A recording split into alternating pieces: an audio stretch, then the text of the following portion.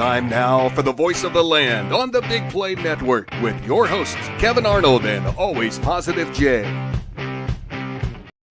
Well, it's been a while, but we are back. We are back together. The whole crew is here. Yes, we are remote tonight. I had to help some family members out tonight, so I figured it was just easier. It'd be faster to get back home than out to the studio, but we plan to be in the studio moving forward unless the weather decides, on my side of town and Peter's side of town to absolutely just destroy everything as it has over the last couple weeks. And tonight, hopefully everybody stays safe, stay inside. The wind is supposed to be bad. The rain changing over to snow. This is what winters are. This is what this weather is like in Northeast Ohio. But we're here to have some fun. We're here to talk some sports. But first, guys, I haven't talked to you since before Thanksgiving. So I got to ask, Ryan, how was your Thanksgiving? Yeah, mine was good. I got to see my dad's side of the family, which I haven't got to see in like 6 months. Actually, just like last Christmas. So it's been a while, but it was good to see family, good to just relax and have some delicious food and a lot of it. And Jay, didn't you host this year for the first time? That's correct. I hosted. I practiced a bird a few weeks prior, and then I increased from a 12-pound to a 20-pound turkey, and everything came out perfect. Thank God for alarms on your phone and timers, because I had about 8 to 10 of them going. It's like, all right, put the turkey or preheat the turkey now and prep turkey, put turkey in, start cooking mashed potatoes, put in cheesy potatoes at this time. And everything literally came out at 4 o'clock when we said dinner was going to be done, like to perfection. And the turkey was amazing. I injected it with Kevin, have you ever cooked a turkey? I haven't cooked a turkey yet. They're I actually haven't pretty been in easy. that position yet. It seems like an intimidating kind of cook. It's fairly easy. It's pretty gross. I think the turkey neck is disgusting. But yeah, so basically you pull all the stuff out and either you stuff it with whatever you're putting in it. If you're putting the stuffing, I put vegetables for flavor. And you just you make like a nice softened up butter. You put pepper, salt, and minced garlic in it, mix it up so it's like a paste almost. And then you just smother it all over the turkey. And then I injected it. Came out great, dude. And then, yeah, Thanksgiving was a big success at our house, and everyone enjoyed it. And now they're looking forward to me hosting more often. I may have done myself. What's the key to making sure that the turkey doesn't get dry? Now, I'm not talking dry like in Christmas Vacation. Like that's oh god, that is beyond dry. But I'm just saying, to prevent it, to keep the juiciness of the meat. Like what have you found? It all matters how you're cooking it. There's so many different ways. And dude, I watch a lot of YouTube videos, so I kind of can tell you on this. If you're just straight baking it in a rotisserie cooker or whatever, one key a lot of people don't know about is you got to pull the skin back and you butter underneath it and on top of the skin. That'll help. And then as you're cooking, you got to keep basting, pull out your turkey baster and hit that stuff with a lot of fluids or whatever, all the drippings, they say. But my aunt, after I watched all these million videos on how to keep it moist, she's like, oh, you just get one of the Reynolds wrap bags, and that's it. Boom. Injecting it helped a lot because the butter, I used the leftover butter I didn't get on the turkey, and then I threw some chicken broth and heated it up so it melted real good, and then I just straight injected it with that. That helps a lot. But not overcooking it, man. Keeping an eye on it. No, simple Google. Look up how much your pound bird is. Hey Google, how long do I cook a turkey that's 18.8 pounds? And it'll tell you exactly. And then I start watching that. It matters if you're using a meat thermometer, which I recommend because people like to watch the little popper. I think they pop it 170. I like to pull my turkey at 165. Well, we had a good Thanksgiving as well. We went down to the in-laws and then had a second Thanksgiving with great grandpa. Hopefully Lincoln's okay. He's crying out there, but I literally almost jumped out of this chair and went running. That's just the type of reaction I have. But yeah, it was good to be with both sides of the family and just have some time to just relax and get together. And look, over the Thanksgiving week, sports did not do us any favors until Sunday, December 1st, when the Cavaliers did beat the Boston Celtics. They got a little revenge. Albeit I know that Jaylen Brown was out, and their other three-point shooter that somehow made it to the Olympics this year, he was out. We also had a couple guys out as well, and we've split the season series already with them. What I didn't like was losing to Atlanta. We'll talk to Danny Cunningham here coming up very soon. He is the host of the Locked On Cavs podcast. And he does a lot of work around that, covering the Cavs, and writes for an associate editor at Cleveland Scene, all of those types of things. We're going to talk to him in a little bit and see what he liked and didn't like so far over this last stretch of basketball. But Jay, I mean, for you, you were at the game last night, just seeing this team up close and personal. I know it's against the Wizards. What did you make of this team? Their offense is a lot better than it was last year. It's clicking a lot more. Evan Mobley's development big time.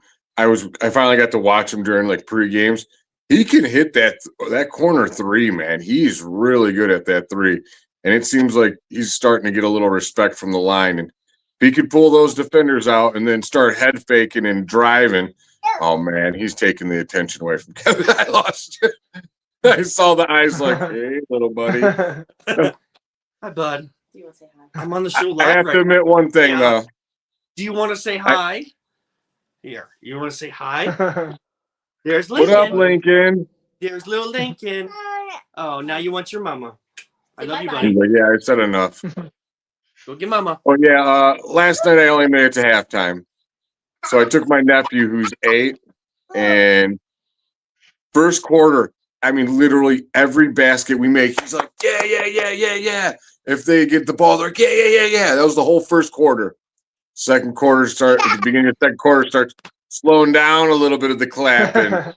Next thing I know, he's got his knees and his feet in the chair, sitting sideways, doing the head nod.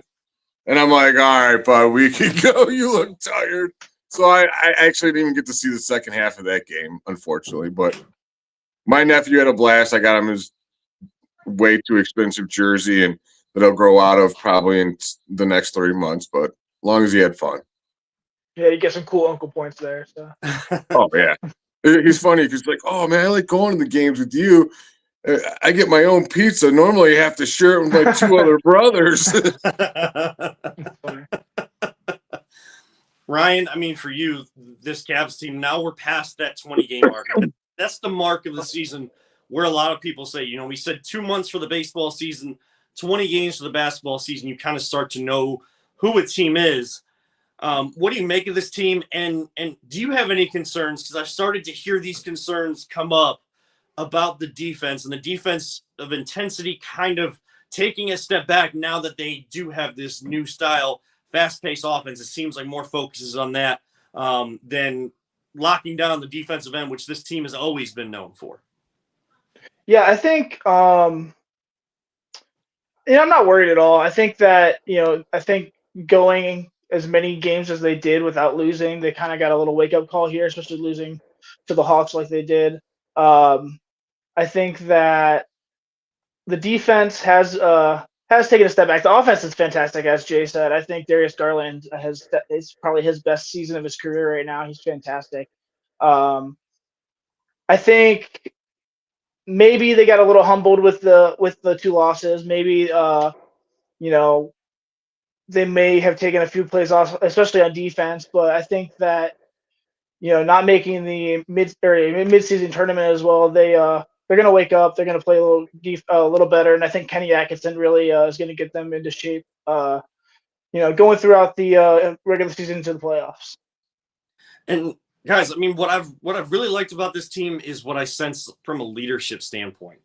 And Darius taking a step forward, Donovan taking a step forward. I mean, he's out in front of all of this saying, look, we can't rest on our laurels. There's going to be nights where we don't shoot the ball well. That's just going to happen. This is the NBA, guys. Like, that's just absolutely going to happen certain nights. So it's teams that are able to still win those games when you don't have it, if you want to be a great team, you're going to have to get back to those defensive principles. Now, I've seen good defense, and I've seen Ty Jerome get steal after steal, and I Karis LeVert. I see Darius Garland taking the challenge against Jason Tatum, the defending NBA champions and their best player. He's taking that challenge with a size differential and getting stops at the end of that game that were very crucial before they got into the free throw contest at the end of that game. So I see moments, but I feel like that team connectivity on the defensive end has lost a little bit of that energy. And again, particularly that the 3-point line, they are not defending the 3-point line. Now, if you are like up in a guy's grill and he's knocking down a 30-footer at the end of the shot clock, what are you gonna do? It happened a couple times against Atlanta. Like that can't allow you to deter from what you just did. Like that has to be the defensive intensity every single time. But there's too often where the closeouts are late, or there's too much of a space between who they think isn't necessarily a good 3-point shooter and the defender. So they're trying to play these percentages. We've seen LeBron do that all the time during his career. We've seen him play in the lane when he's guarding someone that can't shoot the three.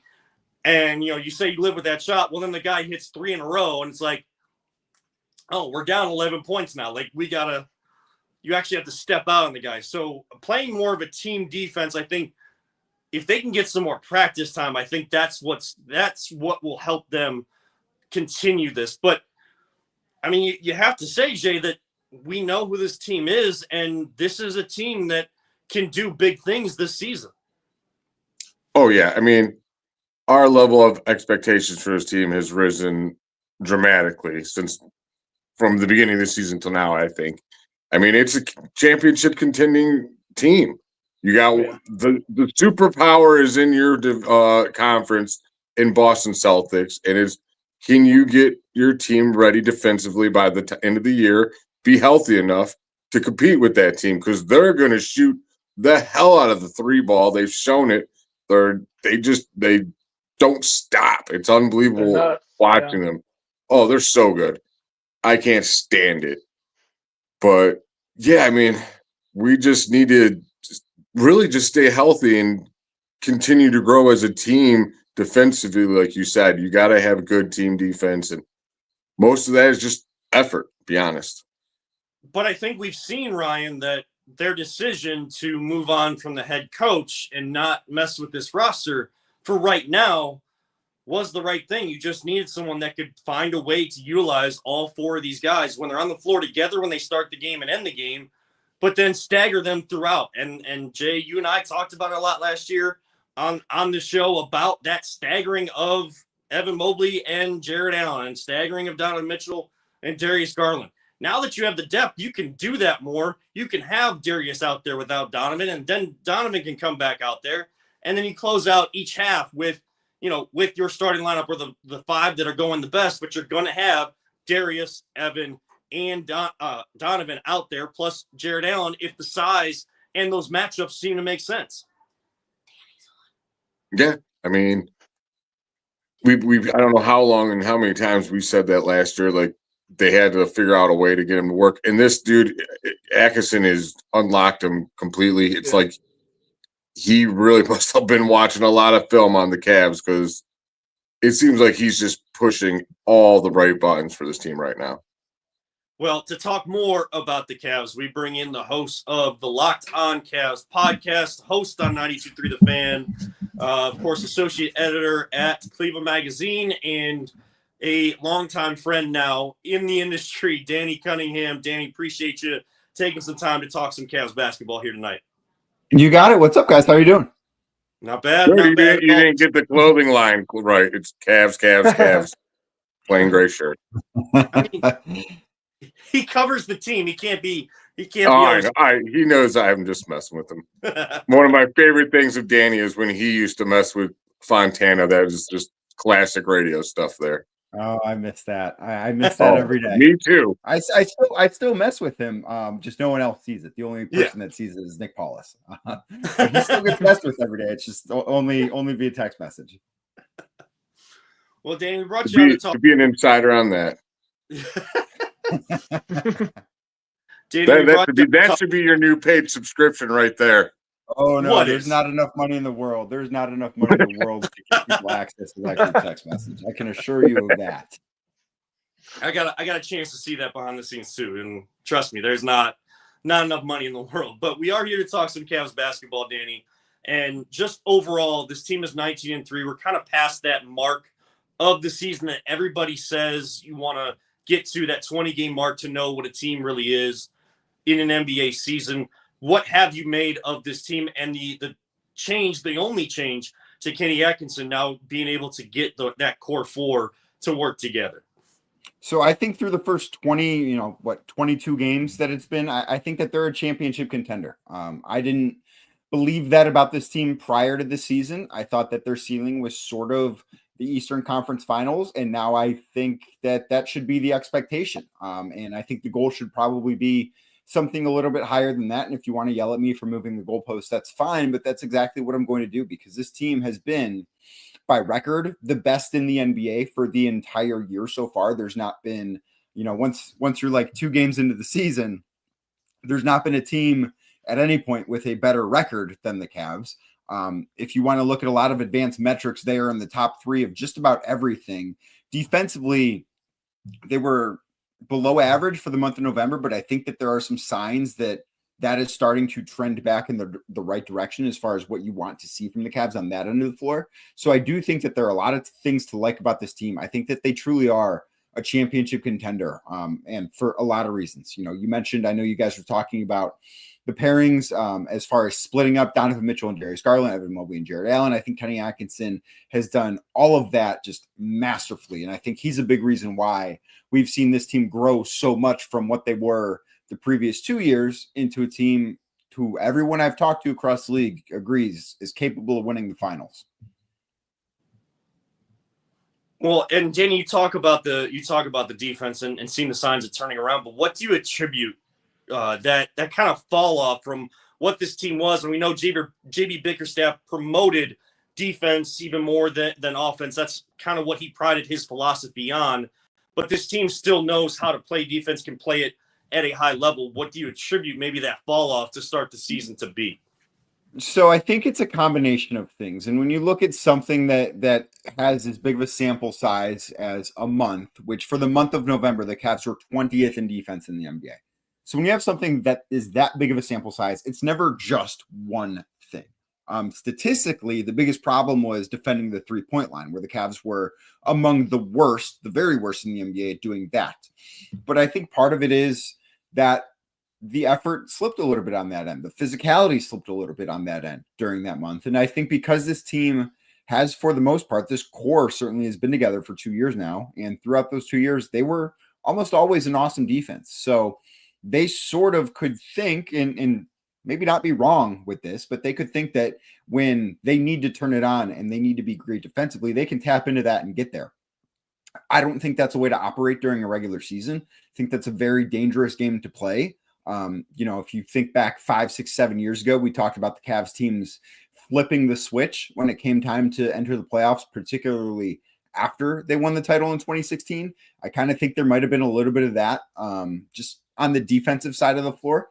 I do think part of it's bad luck too, where we saw so many teams that were just unconsciously hot against the Cavs from beyond the arc. Like Atlanta had 2 really good 3-point shooting games. Milwaukee, who now is among the league best, but when the Cavs played them twice at the start of the month, they were among the league's worst in 3-point percentage, and they just lit the Cavs up from deep. We saw New Orleans, that game in New Orleans, where Alvarado, who is like a 32, 33% 3-point shooter this year, comes out, hits 7 threes against the Cavs. Part of that's bad luck. So I think it's been a combination of things. And then the one other thing I'll add, the Cavs are playing at such a faster pace than they did under JB Bickerstaff.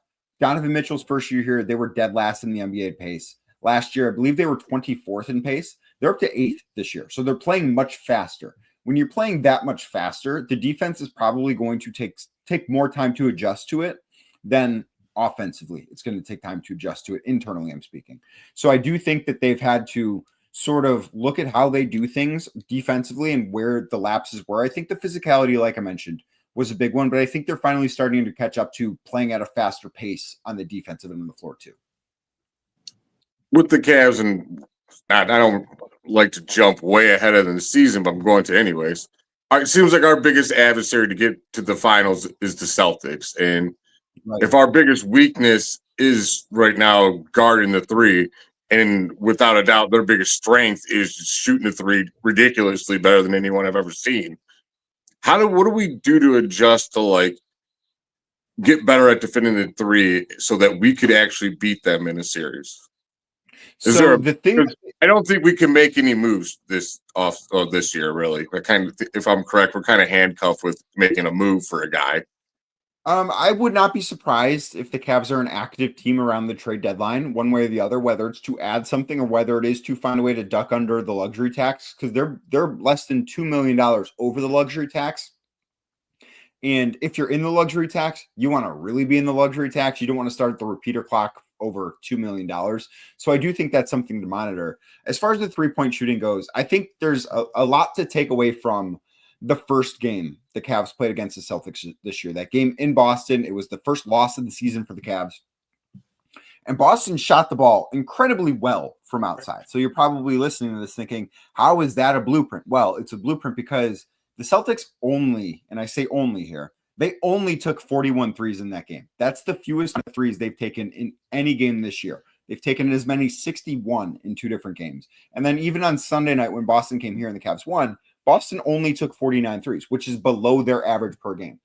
You can't necessarily always control whether or not a team has a really good shooting night from beyond the arc. Sometimes teams are hot and they make tough shots and you kind of got to shake their hand and move on. But what you can do a better job of controlling is how many attempts they get from outside. You can try and force them to run off the line. You can try and force them to play in the mid-range. And we saw that a little bit more on Sunday night. Think of how often Jason Tatum got Darius Garland on a switch, and instead of the Celtics playing that beautiful brand of basketball that they have offensively since Joe Mazzulla took over, where they're taking a ton of threes and the ball movement is awesome, what happened? Jason Tatum just wanted to isolate Darius Garland, try and back him down and take a really tough 15-footer. Cavs will live with that because it's only worth 2 points instead of 3. It's not all that easy of a shot, even if he's a much better offensive player than Garland is a defender. So for them, I think it's all about running them off the three-point line. You're not going to necessarily stop them from making a bunch of threes. But what you can do is the key, I think, truly, is stopping them from taking their season average in threes. Go ahead. You mentioned Darius Garland there, Danny. Danny Cunningham is our guest. You can hear him on the Lockdown Cavs podcast, 92.3 The Fan, and of course, you'll catch him on this show whenever we can get him on here as well.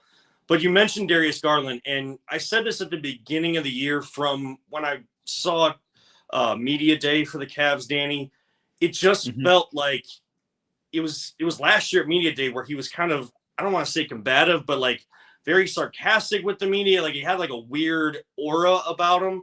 But this past media day, like it seemed like a new energy was there. What have you made of Darius Garland's resurgence to start this season?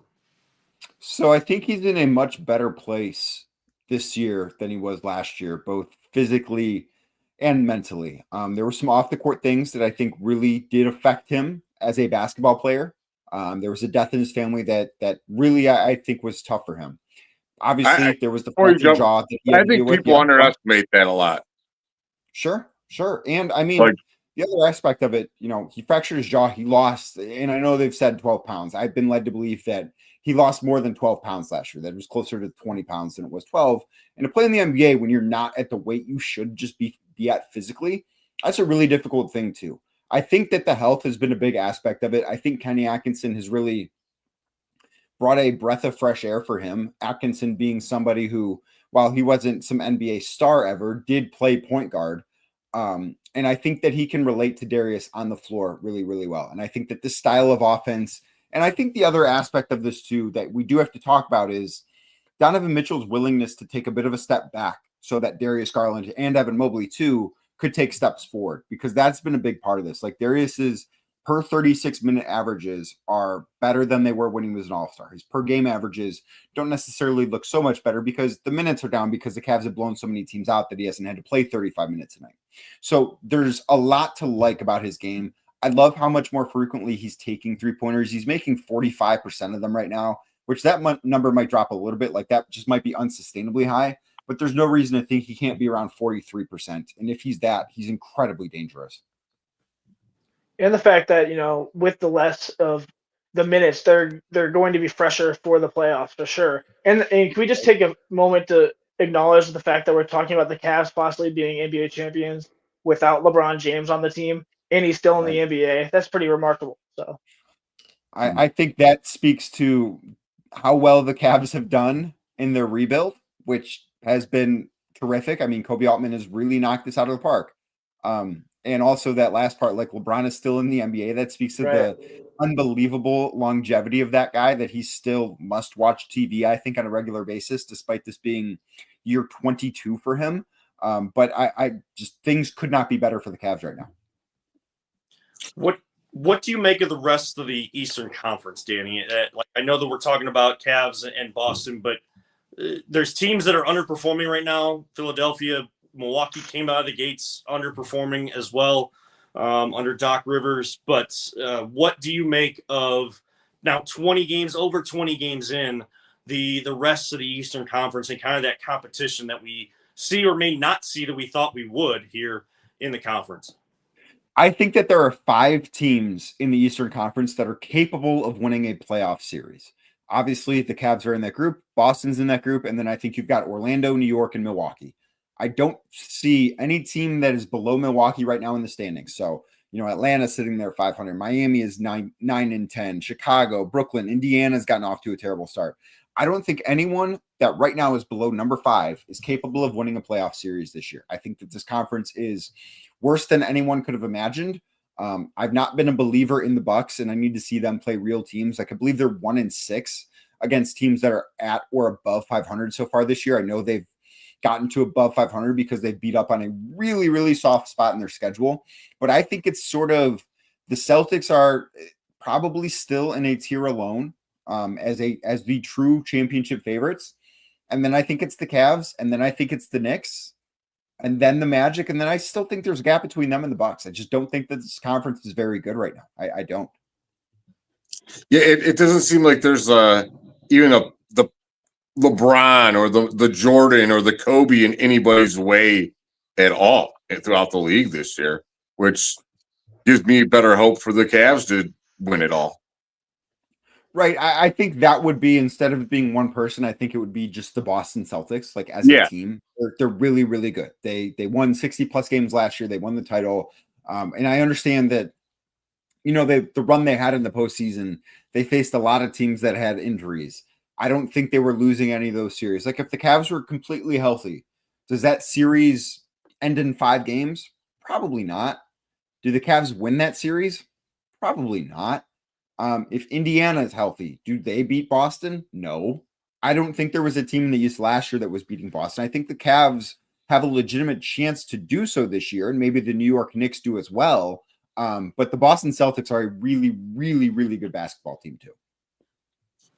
Something I noticed, and then I noticed you noticed. Sam Merrill, he's getting a lot of legit minutes now, but he's got some sneaky defense I don't think he gets credit for. Would you love for you to speak on it, because you could do it better than I can. Right. So I had Sam on the Locked On Cavs podcast this summer, and I thought it was a really insightful episode because we talked about him as a defender during that episode. Like, when you think of Sam Merrill, you think of him as the guy who's going to come off the bench and his job is going to be to take threes and make threes. And it's fun to see. One of my favorite things to watch with this Cavs team this year has been opponents that just see Sam Merrill, and because Sam's not the biggest guy, he's not the most athletic guy, he is somebody that defenses are going to target. And they try and get him isolated against a star player. Like we saw it with Jason Tatum.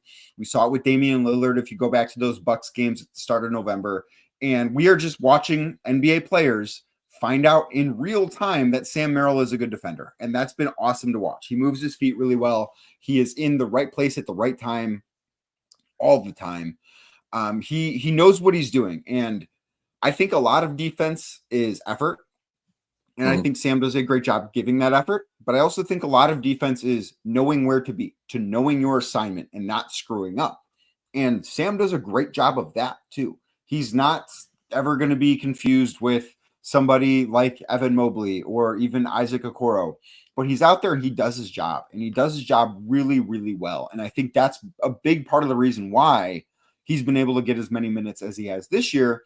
And it's also the thing that, as I look back, especially last year, that I cannot understand why JB Bickerstaff couldn't find minutes for Sam Merrill more consistently.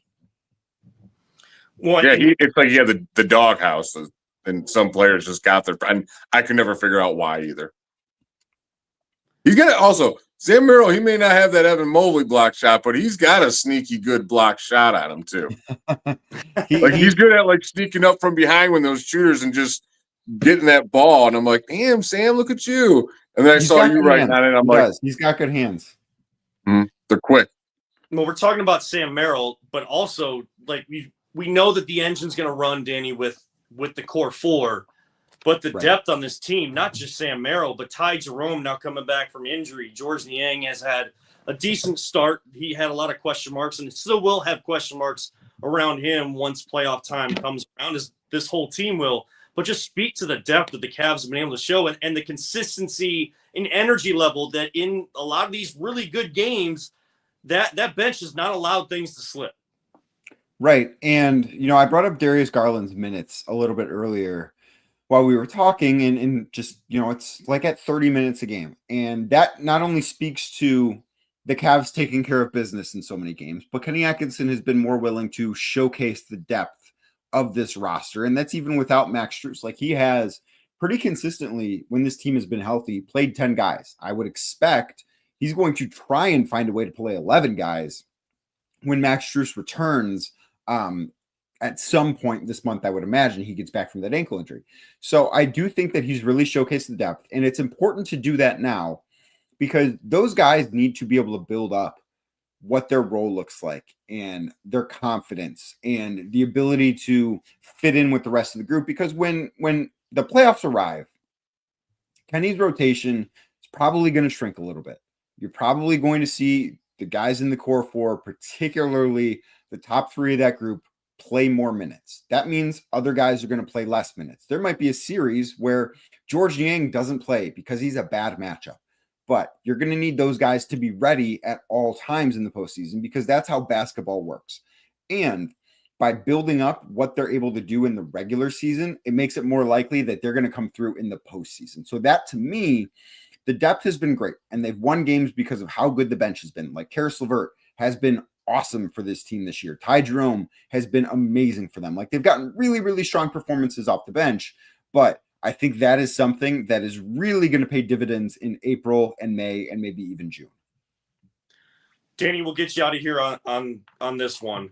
We're talking about moving the goalposts. We're not going to yell at you for that because we're already doing that, and that's we did it before you came on.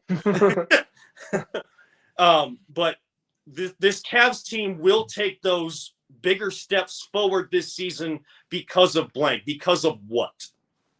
I think it's because of the growth of Evan Mobley and Darius Garland. You look at what Evan's done offensively, where he's been so much more aggressive. Now he hasn't taken 3-pointers at the volume that myself and I think a lot of people expected him to, but he's attacked the basket with so much more frequency. He's gotten to the free throw line so much more often. He has finished through contact at a rate much higher than any other time in his career. He's been so much better on that end while continuing to still grow as a defender. Like he has been awesome defensively since the day he stepped into the Cavs facility, and he's only gotten better. And I think he's improved this year. And then Darius Garland too. One of the things that has been most impressive to me about this Cavs team is they don't have one guy that just can go out and close a game. They have two guys capable of doing that. Think back to that game against Milwaukee in Cleveland, where Darius Garland outdueled Damian Lillard in the last 3 minutes of the fourth quarter to win that game for the Cavs. Think back to the Cavs game in New York against the Knicks, where Darius Garland had 19 points in the final. I think it was 15 minutes of the game to lead the Cavs on to a comfort behind victory against New York. Donovan Mitchell's capable of that, but I think it helps so much when you have two guys that are capable of that, because there are going to be nights Donovan doesn't have it, just like there are going to be nights Darius doesn't have it, Evan Mobley doesn't have it, whoever. Like, that happens over the course of the season, and it's going to happen in the playoffs too.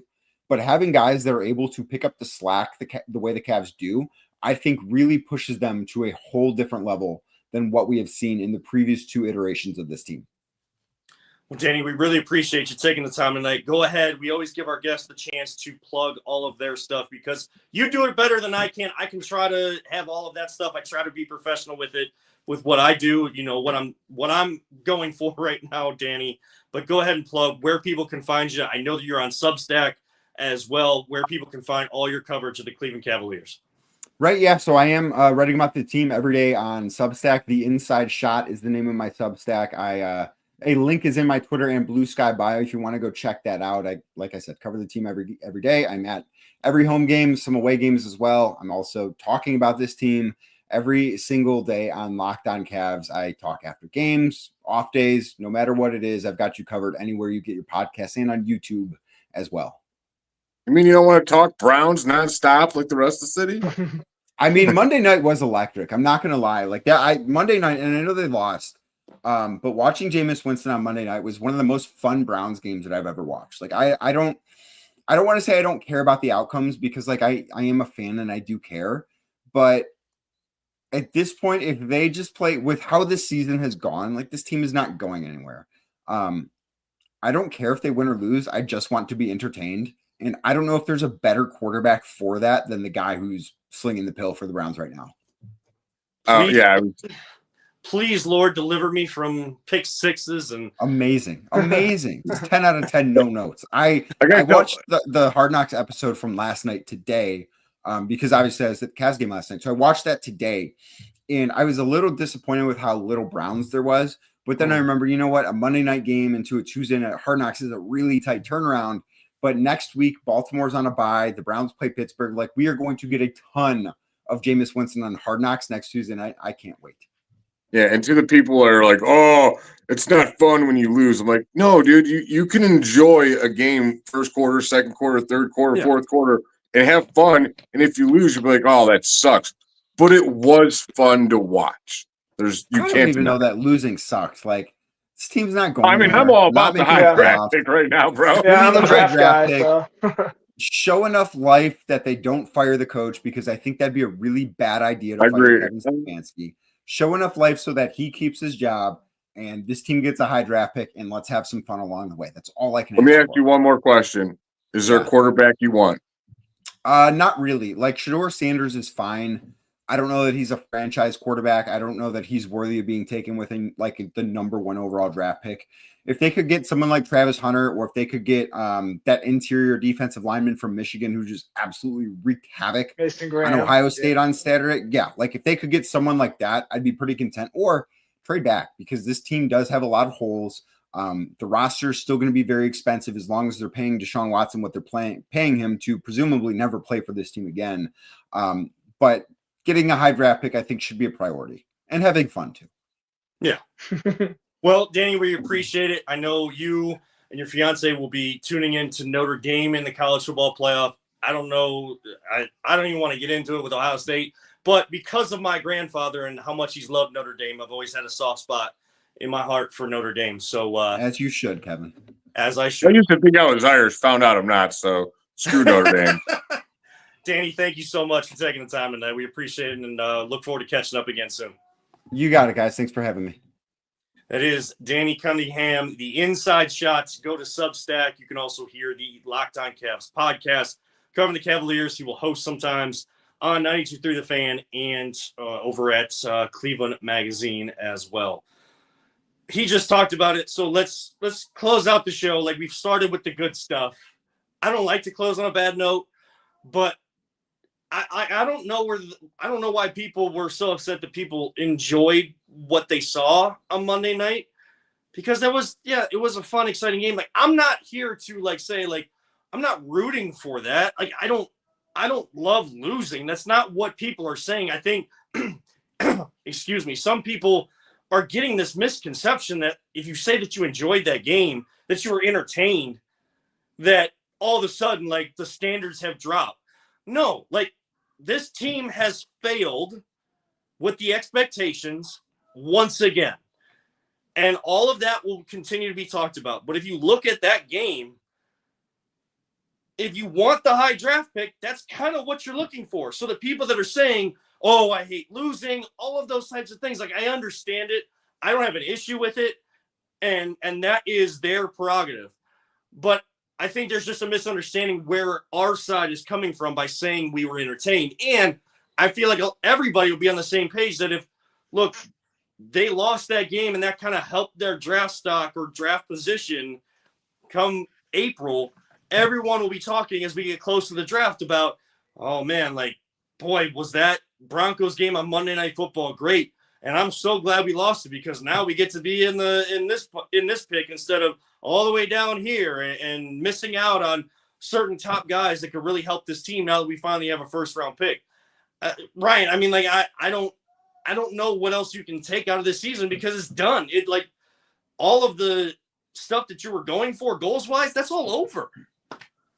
Yeah. I mean, I have no shame. I want to lose every game. I mean, I feel bad that I feel bad that we're wasting Myles Garrett and Denzel Ward, some other guys' careers, but nonetheless, we're not in a good position, and we need good assets. We haven't had a first round pick in years because of a terrible decision, and we finally have one, and I'm excited to make a high one.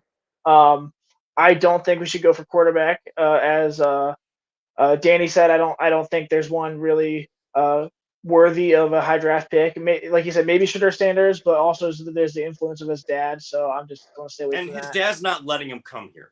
There is no way that he's not going to let him come here. And that's another sideshow that we, like, when are we going to learn? This team don't need that. We've seen we don't do sideshows. We don't do with regular shows. We've seen and look, we've seen all the different sides of a sideshow because we had Johnny Manziel. Baker Mayfield was a different type of sideshow, but probably Billy Manziel, best quarterback that we've had. And then Josh Gordon, a whole different thing. We don't need to take on another sideshow. Right. Yeah, I want to lose. Trading down. Yeah. I actually kind of still want to take quarterback, but go ahead. Sorry. You're good. I thought there's nothing wrong with having a fun football game. I think that especially with people who aren't invested, if you just put on a random game and just watch, big plays every other play, it's going to be a fun game. Yeah, it's our favorite team, but nonetheless, now my mind is focused elsewhere. I'm ready for the draft, and if I can watch some fun plays with Jerry Jeudy scoring touchdowns and actually looking like we finally have a decent receiver, we'll see. But in the meantime, and still secure a better draft pick, I'm all for it. You know what's fun football? When you think you have a chance to win. Did you guys think you could win that game the whole time? Yeah, so did I. That's fun. If you lose, is it as fun? Hell no. I want to win, of course. Right now, it's different, like you said. And I'm just saying in the moment, but that's like one of those things. If you win the next day, you're like, man, I kind of wish we would have secured a draft pick and stuff. Right. But in the moment, I wasn't rooting for us to lose either. I wanted to win the game. I mean, obviously, dude, I don't understand there's such a difference of what we watched. Right. And then when Watson was here. Watson was the post 99 offense, 3 and out, 3 and out, 3 and out. Oh, we got a first down. Oh, there's a penalty. And we got a good play. Wait, another penalty. Punt. 3 and out, 3 and out. It was just you're just kind of like half falling asleep on the couch. Like this is so boring. And Monday night was the complete opposite. It was fireworks, scoring left and right, deep plays, awesome plays, and you just you lost. Like it's not that big of a deal. If you won, what would it have done? What good comes from a win, realistically? I don't know. I mean, what I will say is, and what I do like about the people that are like, hating that we lost and not like they don't want the standards to drop and like expectations to drop. Like football was invented an hour down the road. Football should be good here in Cleveland. We're all expectations. expectations. For those people, I'm just going to go, you give me 2 seasons in a row since 99, you had 2 winning seasons in a row. I don't care about it. There's this team that doesn't earn – I'm not giving it expectations ever until it wins like 3 winning seasons in a row. Then I'm going to start giving some damn expectations. The hell with expectations in the Browns. I expect them to suck. But what I'm saying is I like those people keeping that conversation going because, like, we can't allow this team to just say, like, oh, they can just give us fun football and lose all the time and we're going to be happy, because that's not the case. Like, oh, no. The pressure to get this team and get football to be good consistently here in Cleveland, that pressure needs to continue. We're just talking about one case. Wait, I want to hit on that. After a season. You know what sucks about this? Is I did what I can do to put pressure on this team and say I'm sick of winning. I've officially am no longer, I won't have season tickets next year. I've canceled them. I got my money back that I've been paying for them. And they asked me, like, oh, what's wrong? I'm like, your team is what's wrong. I'm like, I'm not supporting this team with my money anymore. I will support them and watch them. I will root for them, but you're not getting my money anymore until you consistently win. Not one season, and I'm going to jump back on board to watch you flop again.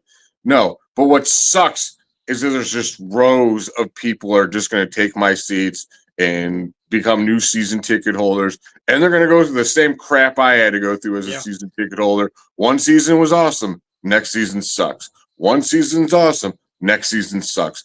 That's not fun. No. I like the other 2 teams, what they do. They win, they win, they win, they win. They win a championship. They get a generational player that most teams, it takes decades to get back over, and they are already in championship contention, like Ryan had hit on earlier. The Guardians, have they won it all? No, but they are always there. Even when they're handcuffed, they still consistently put out winners. I'm just – that's why I said this team, they're not going to get me mad no more, Kevin. The Browns will not upset me. I will celebrate the wins, and I will have fun watching them. But when they lose, I don't care anymore. It's like, dude, once your expectations, I told you I expect them to lose. I'm just going to bet against them probably and just start making money off their losing this year. That's how I'm going to have fun. Yeah, make money instead of spend it. I mean, it would be great to sweep Crapsburg this week. I mean, that's right there. Now, I know. Agreed. That is the win. I want to still win that game. Yes. Even I don't care about draft status. Yes. This is like Michigan, which we need to talk on, but yeah. Now I told you guys that we would get out early. We never did. I know, but I mean, more so that's because the insight that Danny Cunningham provided on the Cavs was just like we could have kept that conversation going the whole show. Like that would have. I don't know if y'all noticed, but man, we get some damn good guests on this show that know what they're talking about. And it's not just me; it's all 3 of us who have gotten great guests, dude. It's a team effort on this. You know, like there's those guests that are like out there that you kind of dream about getting.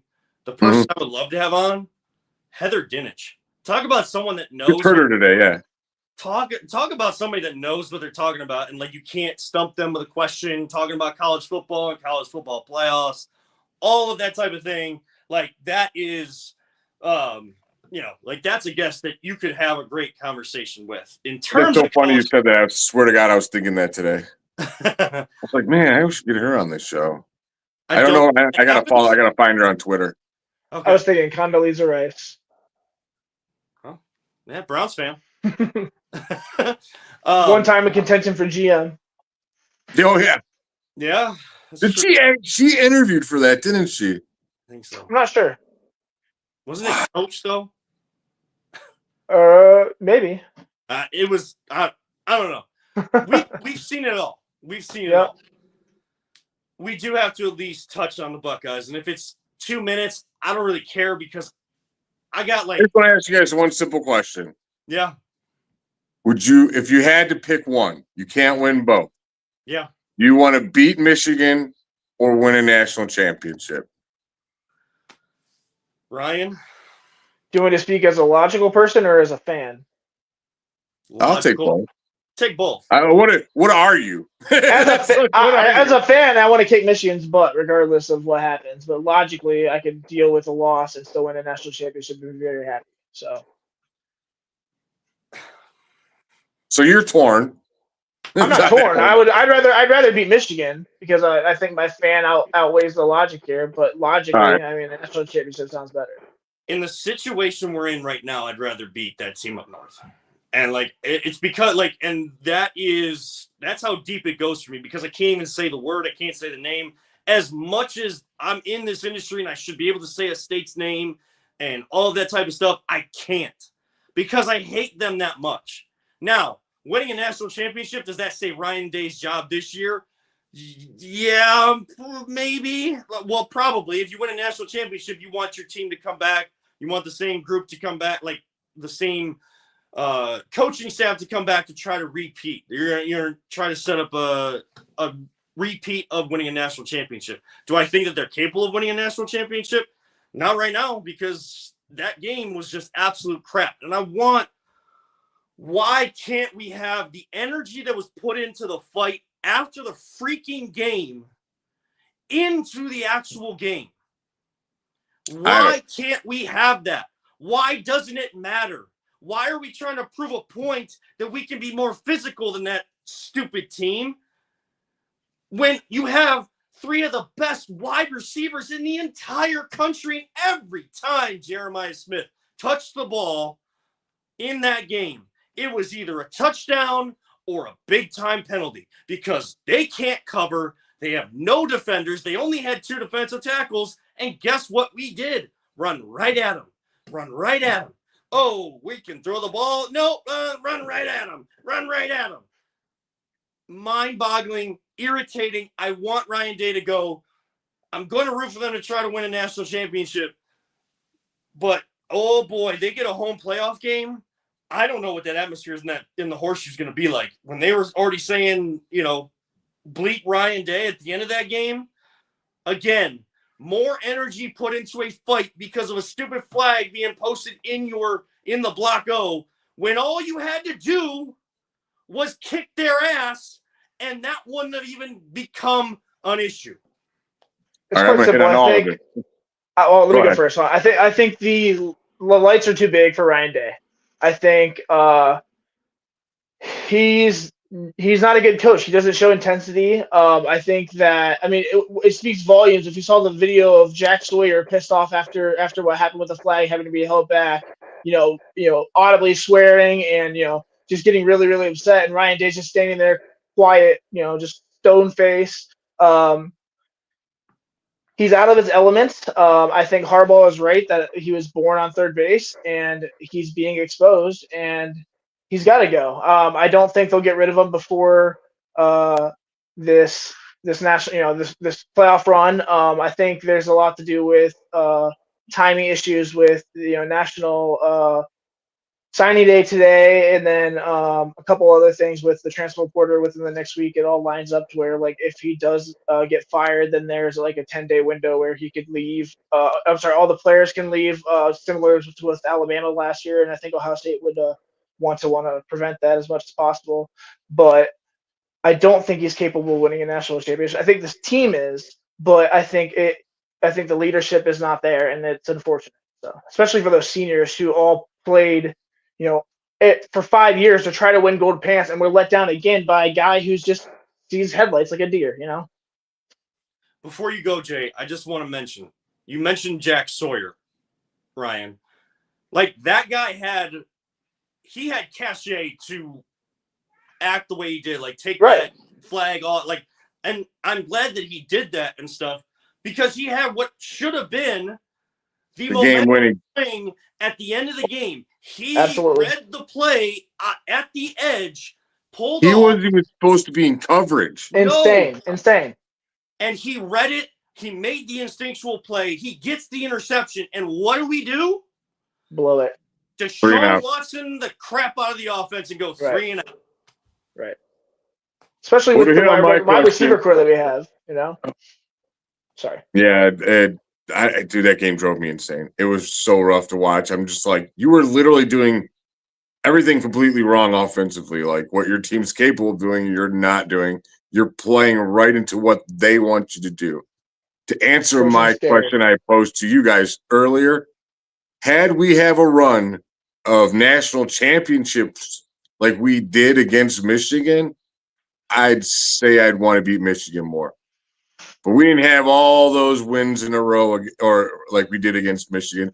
So, like, as much as I don't like them, my hate's not like how it is for the Steelers or the Ravens or the Yankees, believe it or not, because I just see them as the little brother right now that's like we're sleeping and they're just kind of like beating on us. I'm like, yeah, we'll wake up eventually and we're going to kick your butt again for another 10 years.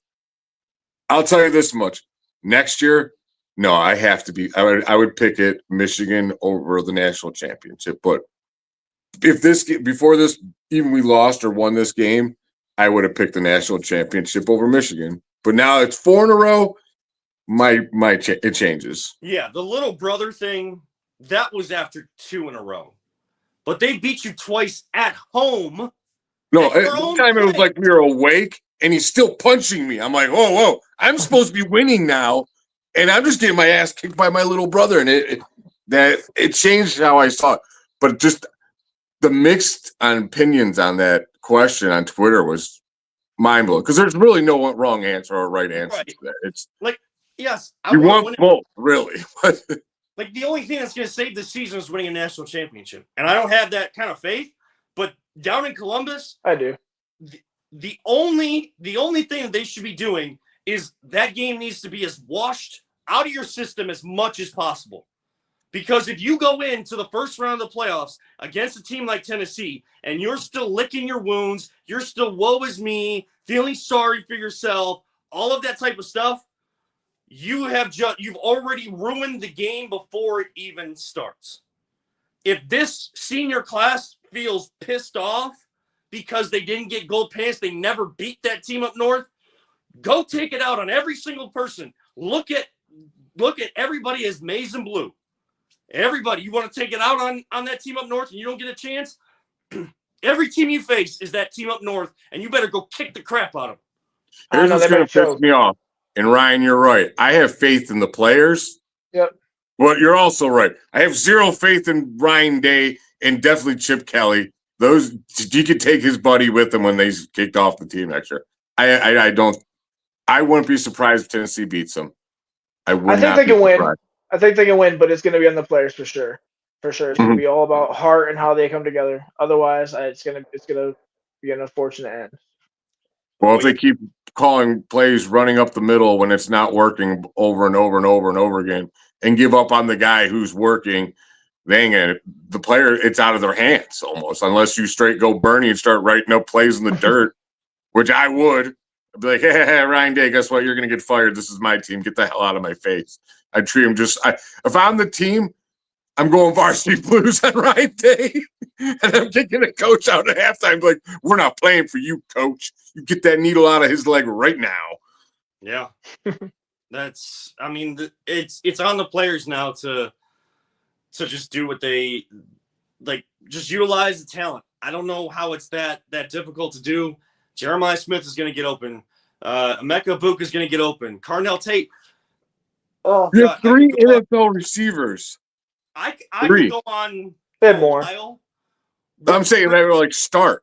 Your 3 starters are like Carnell Tate could be the next Terry McLaurin where people don't really see him and he comes on to the NFL's team as the number 1 and he could ball out because he's great, dude. And the other guys are just great too. And it's that game. I don't even want to talk about it because I got over it finally. But the last thing I'll say is why they kept trying to run the ball at the middle, I don't know, because on that first drive before the missed field goal, what were they having success on? Going to the outside, and it was Carnell Tate, just little 11, 12-yard routes to get first downs and keep the ball moving down the field because Jeremiah Smith and Ibuka were getting attention to start that game. And then by Carnell Tate getting the ball, that's what opened up Jeremiah Smith to go one-on-one and get those penalties. And you didn't even throw to him in the fourth quarter. An absolute embarrassment, an absolute travesty. They need to regroup and get their heads out of their asses and play whenever they get the chance. And we'll find out that on Sunday, the official. I got one more question. I just want the answer, no elaboration. Ryan Day's fired.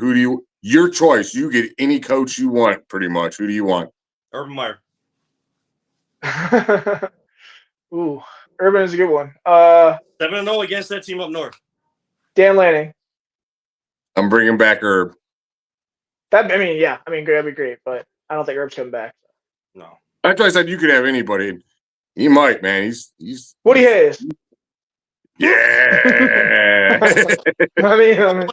He's probably still rolling over in his grave after these last 4 years, and especially he'd be on the field fighting those players. He wouldn't be just standing there watching. That's for sure. correct. Either break it up or get involved. Do something, dude. Yeah. Oh, he's been known. So. Well, a great show here tonight, and again, good to be back after the Thanksgiving holiday. I'm sure once we get to the holidays at the end of this month, there'll be some adjustments as well. But the plan, and I'm putting it with Jay and with Ryan, that we will be with Peter in the studio next week unless weather dictates. Otherwise, we will keep you updated on where we're at. But we appreciate everyone tuning in. For Always Positive Jay, Ryan Mosser, our producer extraordinaire, Peter Tulloch, as Jay just decides, I'm done. I'm gone. I got to remind everybody, don't let anyone ever tell you it's just a game. We truly love you all 3,000. Since he's not here, I'll do it. Don't talk about it. Be about it. Ryan? Have a good night. And we live life, all gas, no breaks. We appreciate you tuning in to the Voice of the Land right here on the Big Play Network, the Be On Air Podcast Network, in conjunction with LPV Productions. Have a great night, everybody.